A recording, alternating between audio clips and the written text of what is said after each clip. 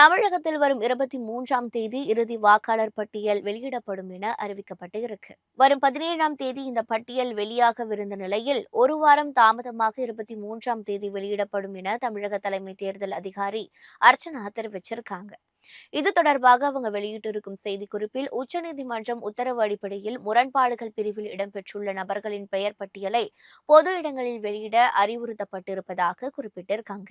இந்த பிரிவில் பாதிக்கப்படக்கூடிய நபர்கள் பட்டியல் வெளியிடப்பட்ட நாளிலிருந்து 10 நாட்களுக்குள் உரிய விளக்கம் அளிக்க அனுமதி வழங்கப்பட வேண்டும் என ஆணையம் அறிவுறுத்தியதாகவும் குறிப்பிடப்பட்டு இருக்கு.